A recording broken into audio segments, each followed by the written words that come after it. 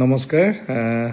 এই সামাজিক মাধ্যমৰ কিছু কথালৈ আজি এই ভিডিঅ'টি লাইভত আহিছোঁ।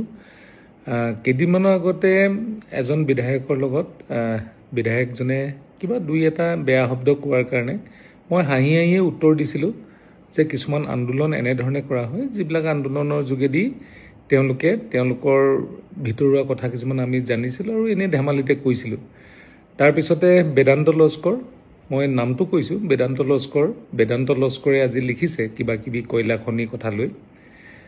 মই বেদান্ত লস্কৰক চেলেঞ্জ কৰিছোঁ যে মই যেতিয়া 19ত লোকসভা ইলেকশ্যনত উঠিছিলোঁ, এই বেদান্ত লস্কৰে মোক অখিল গগৈৰ লগত ফোনত কথা পতাই দি 3 কোটি টকা দিলেহে তেওঁ সেই সময়ত কংগ্ৰেছৰ হৈ কেম্পেইনিং কৰিম বুলি কৈছিলে। এইজনে সেই বেদান্ত লস্কৰ, যিজন কালেকশ্যন এজেণ্ট বুলি আমি সকলোৱে জানো।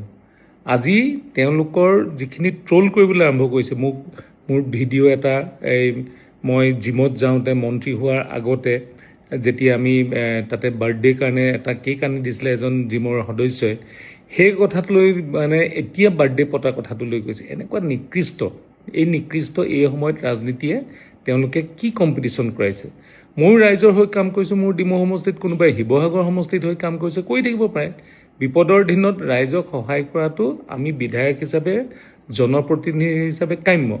মোৰ কৰা কামৰ ষ্টাইল বেলেগ বিধায়কে কৰা কামৰ ষ্টাইল বেলেগ বিধায়কে ফেচবুক, বেলেগ বিধায়কে প্ৰেছ কনফাৰেন্সত মুখখন ধৰক বেলেগ ধৰণে কৰি এক্টিং কৰিব পাৰে। আমি আমাৰ মতে কৰিব পাৰোঁ।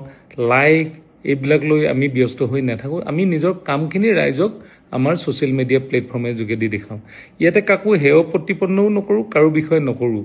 এতিয়া দেখিছোঁ যে এটা দলৰ কিছু সদস্যই তেওঁলোকে এনেধৰণে কৰিছে যেন মই তেওঁলোকৰ ক'ৰবাত খোৱা পানীত বি ঢালিলোঁ। হয়, মই সেই সময়ত নদী বান্ধৰ কথা কৈছিলোঁ, নদী বান্ধ চৰ্চাত আছে। মই এইখিনি কথা কৈছোঁ, দৈয়াঙৰ অঞ্চলত বহুতক মাটি পট্টা দিম বুলি আন্দোলন কৰা গৈছিলে, সেইখিনি আছে। সেইখিনি কথালৈ কেতিয়াবা আমি আলোচনা কৰিম পিছত।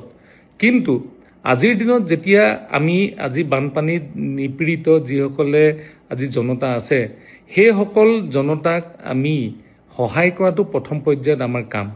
হয়, মই মোৰ নিজৰ চৰকাৰখনৰ মতে চৰকাৰখনে যেনেধৰণে সহায় কৰিছে, ব্যক্তিগতভাৱে যেনেধৰণে সহায় কৰিছোঁ, আমি সেইবিলাক কথালৈ লিখিছোঁ। আৰু ব্যক্তিগত বহুখিনি সহায় আমি এতিয়াও লিখা নাই, আমি এইবিলাক ভিডিঅ'ও কৰা নাই। কিন্তু আমি কৰা কামবিলাক ৰাইজে জনাৰ কাৰণে আমি কিছুমান ফেচবুকত দিয়া হৈছে আৰু বিভিন্নজনে দিছে। তাত কিন্তু আজিৰ যিটো পৰিৱেশ হৈছে, এই পৰিৱেশটো সেইদিনাখন মই নদী বান্ধ কোৱাৰ আগলৈকে এই পৰিৱেশটো নাছিলে। নদী বান্ধৰ কথা কোৱাৰ পিছতহে কিবা খোৱা পানীত বিষ ঢলা নিচিনাকৈ, গাত জেগাই থকা নিচিনাকৈ, কিবা বান্দৰ কেঁকুৰা লগা নিচিনা তেওঁলোকৰ পৰিৱেশ এটা হোৱা দেখিছোঁ। আৰু তাৰ বাবে তেওঁলোকক মই আকৌ কৈছোঁ যে মই সেইজন নহয় যিজনে লোকক ব্লেকমেইল কৰি পইচা লৈ আমি লোকক বিপদত পেলাই আমি নিজৰ সকলো কথা সত্য বুলি ভবাই তোলা আমি মানুহ নহয়। আমাৰ কাৰণে আমি ৰাইজৰ সেৱা কৰাটোৱে আমাৰ শ্ৰেষ্ঠ আৰু তাৰ কাৰণে আমি কাম কৰি যাম। আৰু কোনে মোকো বিচলিত কৰিব নোৱাৰে, ৰাইজৰ কাম কৰাৰ পৰা আমাক আঁতৰাই ৰাখিব নোৱাৰে। যিমান হাজাৰ বেদান্ত লস্কৰ নিচিনা যিবিলাক দালাল, মই দালাল শব্দটো এইকাৰণে কৈছোঁ, মই চিনি পাওঁ। গাড়ীখনত উঠি লৈছিলে, মোৰ গাড়ীখনত নুঠি ষ্টেচন চাৰিআলিৰ পৰা গাড়ীখনত উঠাই লৈ কৈছে যে অখিল গগৈয়ে কথা পাতিব, 3 কোটি টকা দিলেহে কাম কৰিব, নহ'লে নকৰে বুলি মেইল দিছিলে। তাৰ মেইলৰো মোৰ প্ৰুফ কপি আছে। সময়মতে ৰাইজক মই এই কথাখিনি দেখাম।